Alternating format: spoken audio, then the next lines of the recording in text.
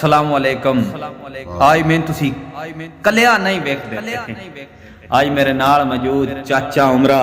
मैं आना पूरी पूरी मंड काटदे सी। चाचा आज कोई इंदी शय सुना मैं ना फलवा राखण ते पूरा स्वाद आया ते वीडियो नु शेयर करना नहीं भूलना ते चाचे दी गल्लां दो त्रै सुन के ज़हन च पाउणियां ते सबक समझना है। चलो जी बाबा जी अजमत कक्के वाला लिखदा है सस्सी दे बारे विच। अच्छा वो लिखदा है चन्न चढ़े कदे नहीं छुपे गुरु नहीं छुपदा विच लिया। वाह वाह।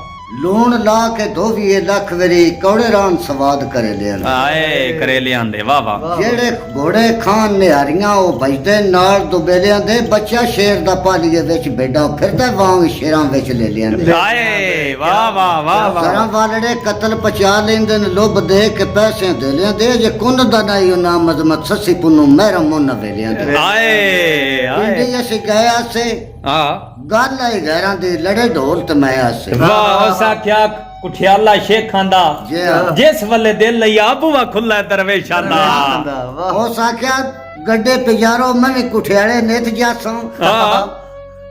औणे ढोले में खड़ी दरवाजे बेच रहा। आए आ चाचा भाई ओ साख्या कदी मेरी जात होवेया कदन गाला के हर मोड़ ते रोवेया। अगे जनाब हीर लिखने वाला वारिस शाह। अच्छा अल्लाह जानदा है 100 साल गुजर गया 200 साल गुजर गया उथे भुट्टो दा सवाला लेके आई अपनी किताब दे विच। ए गल भाई ध्यान नाल सुननी है ठीक है। ए गल जेड़ी है ना कोई एवें उवें गल नहीं है। चाचा की होया एक बार फिर ए गल दोहराउणी। जिस वेले जनाब ए चैलेंज है साडा हीर वारिस शाह लिखी है ना उस अपनी किताब दे विच भुट्टो बादशाह दा हवाला दिता है। अच्छा की उस हवाला दिता है अजे 150 साल पहलो दी गल है। अल्लाह लोक बंदे अंदर वेशन उन्हन ख्याल आया उन्हें वेख्या नजरिया उन्हें लिख छड़िया किताब दे विच। जिथे हीर उन्हें लिखी की लिखिया है वारिस शाह लिखिया जदों हिंद पाकिस्तान जदों अलग होसी जदों हिंद पाकिस्तान अलग होसी कुछ हिस्सा कसूर च जस गया होए पुत्र सिंधनी दा हुक्मरान होसी मारिया विच पंजाब दे जस। ओए होए होए होए ए गल बहु सच्ची है एंड तिकड़ सच्ची है।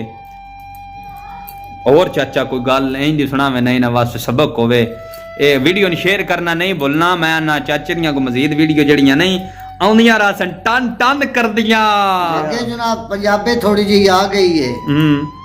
लिखने वाला लिखदा है नाई कौम कबीला नाई रासा जी ओ निरिसा दी रीत प्रीत आई। ओए होए होए नाई कौम कबीला नाई रासा जी निरिसा दी रीत प्रीत आई। वाह उस दिल नु मंदिर बनाई रखया साडा दिल एक पाक मसीत आई। ओए होए तू विच गैरां दे जा बन है साडी वांग शीशे दे नीत आई। विच फर्क ना हुंदे जातां दे तां मैं फखरी दी जीत आई। मैं फखरी दी जीत आई। वाह वाह वाह वाह।